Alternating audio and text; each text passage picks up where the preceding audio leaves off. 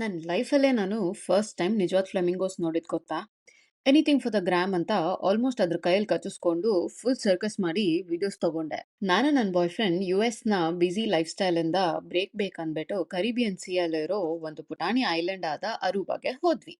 ಅವ್ರಿಗಂತೂ ಈ vacation was all about water, snorkel, scuba. But ನಾನಂತೂ flamingo ನೋಡೋಕ್ಕೆ ಅಂತಾನೆ ಹೋಗಿತ್ತು.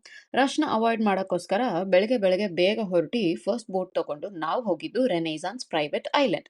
Clear blue water, white sand ಎದುರಿಗಿದ್ರೂನು ನನ್ನ ಕಣ್ಣು ಫ್ಲೆಮಿಂಗೋಸ್‌ನೇ ಹುಡುಕ್ತಿತ್ತು.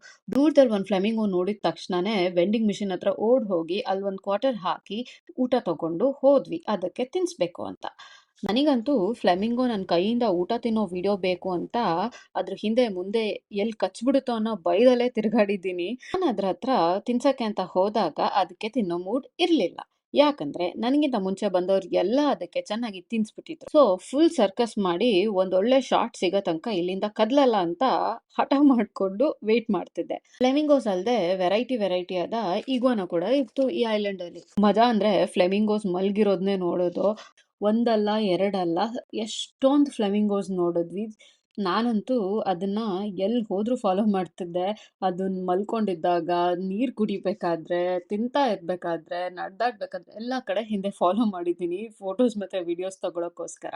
ಫ್ಲೆಮಿಂಗೋಸ್ ನೋಡಕ್ ಎಷ್ಟು ಚಂದ ಇತ್ತು ಅಂದ್ರೆ ಸಖತ್ ಎಲಿಗೆಂಟ್ ಆಗಿ ಅದ್ರ ಬ್ರೈಟ್ ಪಿಂಕ್ ಕಲರ್ ನನ್ಗಂತೂ ಅದನ್ನ ನೋಡಿದ ತಕ್ಷಣ ಹಿಡ್ಕೋಬೇಕು ಅನ್ಸ್ತಿತ್ತು. ಅಂಡ್ ಈ ಪಿಂಕ್ ಅಲ್ಲದೆ ವೈಟ್ ಕಲರ್ ಫ್ಲೆಮಿಂಗೋಸ್ ಕೂಡ ಇತ್ತು ಅಲ್ಲಿ.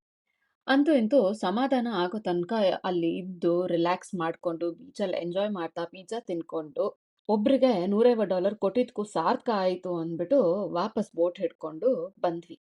ನಾನು ಸಿಗ್ತೀನಿ ನೆಕ್ಸ್ಟ್ ವಿಡಿಯೋಲಿ. ಬಾಯ್.